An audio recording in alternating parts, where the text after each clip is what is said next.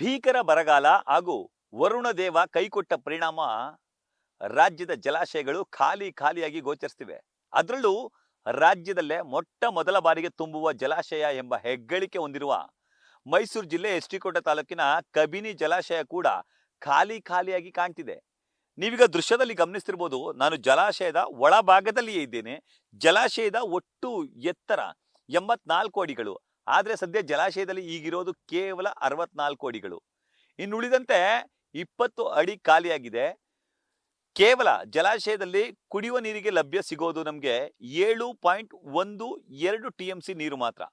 ಈ ನೀರನ್ನೇ ಮೈಸೂರು, ಬೆಂಗಳೂರು, ರಾಮನಗರ, ಚಾಮರಾಜನಗರ ಸೇರಿದಂತೆ ಬೇರೆ ಬೇರೆ ಜಿಲ್ಲೆಯ ಸುಮಾರು 2 ಕೋಟಿಗೂ ಅಧಿಕ ಜನರು ಕುಡಿಯುವ ನೀರಿಗಾಗಿ ಆಶ್ರಯಿಸಿದ್ದಾರೆ.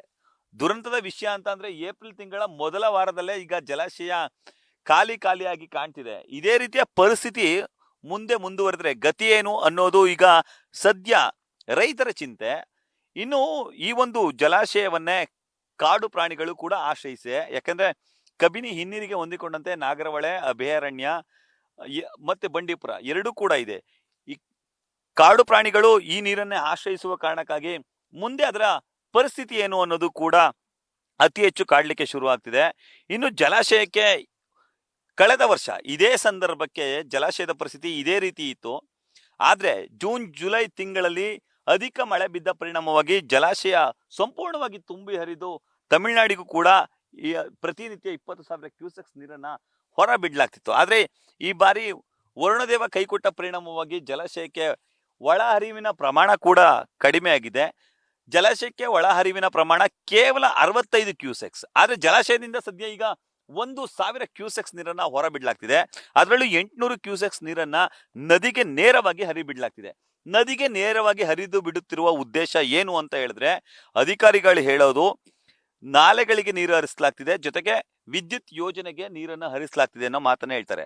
ಆದ್ರೆ ಜನರು ಮತ್ತು ವಿಪಕ್ಷಗಳು ಆರೋಪ ಮಾಡೋದು ನೇರವಾಗಿ ತಮಿಳುನಾಡಿಗೆ ನೀರನ್ನು ಹರಿಬಿಡ್ಲಾಗ್ತಿದೆ. ಆದ್ರೆ ಪರಿಣಾಮವಾಗಿ ಈಗ ಜಲಾಶಯ ಖಾಲಿಯಾಗಿ ಗೋಚರಿಸ್ತಿದೆ. ಇದೇ ರೀತಿ ಪ್ರತಿನಿತ್ಯ 1000 ಕ್ಯೂಸೆಕ್ಸ್ ನೀರನ್ನ ಬಿಟ್ರೆ 1 ತಿಂಗಳಲ್ಲಿ ಡ್ಯಾಮ್ ಖಾಲಿ ಆಗುತ್ತೆ. ಆಗ ನಮ್ಮ ಗತಿ ಏನು ಅನ್ನೋದು ಈಗ ಸ್ಥಳೀಯರ ಹಾಗೂ ಮೈಸೂರು, ಮಂಡ್ಯ, ಬೆಂಗಳೂರು ಹೀಗೆ ಹಲವು ಜಿಲ್ಲೆಗಳ ಕುಡಿಯುವ ನೀರಿನ ಜನರ ಪರಿಸ್ಥಿತಿ ಆಗಿದೆ.